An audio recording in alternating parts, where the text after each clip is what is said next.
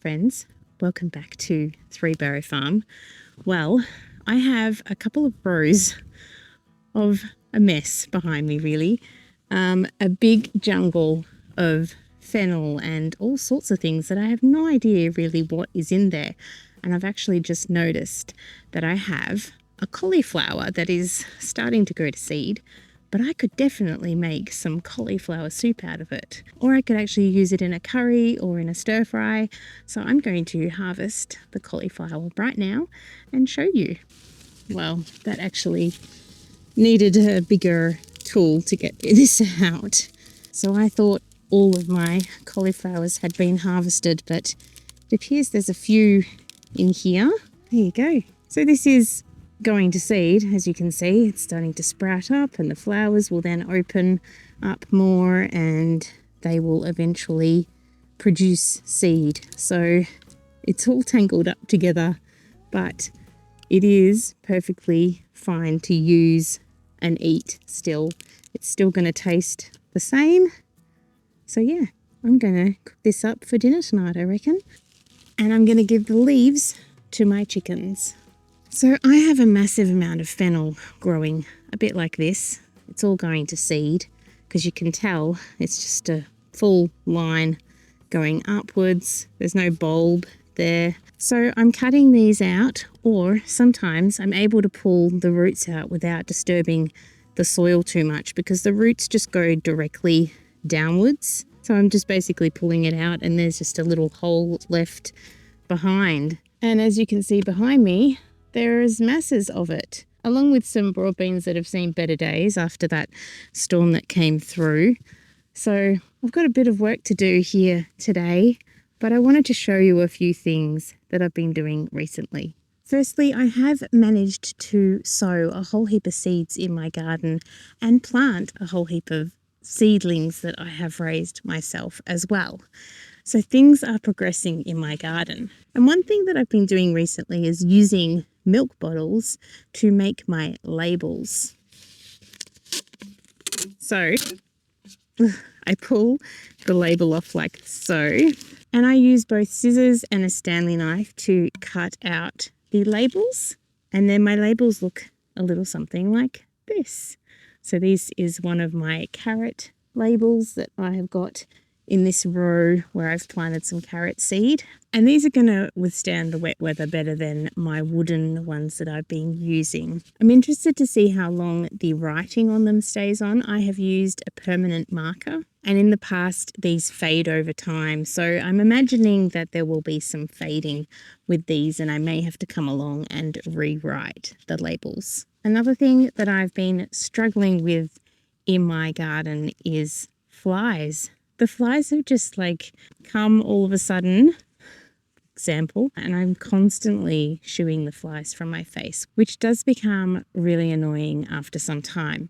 We were in Anaconda recently and I saw this and I thought, well, instead of waiting until I have the time to actually make one of these, I shall buy one. It was just under $18 to buy one of these, and I'm keen to see how it works. So it's black, which is really easy to see through. If you're using white, that's really noticeable when you're wearing it, but also it's hard to see through. So I can actually see through this quite easily, and it's sitting over my hat really nicely, and I could just let it lay down like this, but you can also tighten up this space around your neck. I wouldn't want to do it too tight, but obviously it might need a little bit of tightening, especially on a windy day like today. But I'm going to try this today. I'm going to wear it and see how I go and whether I feel way less annoyed by the flies. So there is a little tightening thing here you can tighten around your neck, but you don't want to tighten it too much. Speaking of flies, I have noticed a few cabbage moths flying around of recent, and they tend to be going to the very few brassicas I still have left in the garden, and the kales too, of course. My tomatoes are doing really well. In fact, I need to get the frost cloth off them so they get some nice sunshine this morning. It is going to be a beautiful day after so much rain. We had around 30 mils of rain drop here over a couple of days. So that was a really great amount of rain. No matter how hard I try to cut out these fennels, they just keep coming back. I think I'm going to have fennel in my garden forever now. I have some bush beans coming up, and of course lots of calendulas also trying to come up, but here is one of the bush beans. They certainly did like the rain, and they've popped their heads up just over the last day. I've also got some more potatoes putting their heads up as well. And my tomatoes are looking just fine, along with these lettuces that I'm probably going to start harvesting from soon. And these larger ones are looking great. This one over here has actually put on heaps of growth. It's actually past the dripper line now, so it's getting taller, and eventually it will be too tall for the frost cloth. So hopefully I'll be able to take this frost cloth off sometime this month. And my zucchinis and cucumbers and rock melons seem to be doing okay down this row. Something, however, has munched this stem, so I've lost one plant. The Egyptian walking onions are looking so very, very lush along this row here. They are looking superb after all that rain. And I've got some lettuces that desperately need to be harvested too. They're going to go to seed if I don't quickly harvest them and eat them. Well, I have quite a bit of work to do in my garden today, so I'm going to get my little net over my hat. Well, first I might drink my juice because I won't be able to drink it with a net over my hat. And then I'm going to get into this section here and clear out all this old stuff so I can make room for the new.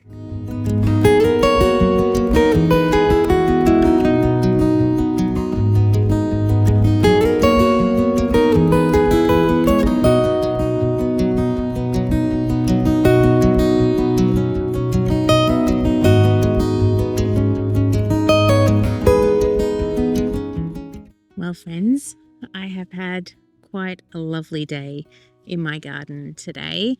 I've found some surprise things that I wasn't expecting to be in there, like these carrots here, and quite a few cauliflowers. I think 5 cauliflowers all up, and they're all pretty much sprouting out to set seed. So I'm going to be using those in the kitchen very soon.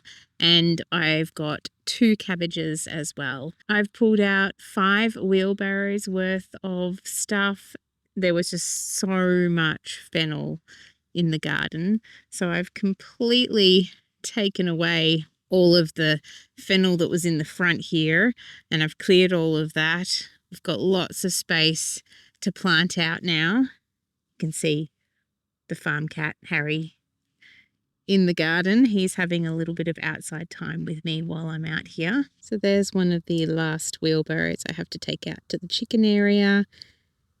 And so much space to plant out. Let's have a look at what was left over. So I've got the daffodils in the front here, and then I've got some dandelions that I'm leaving here to harvest the root in autumn.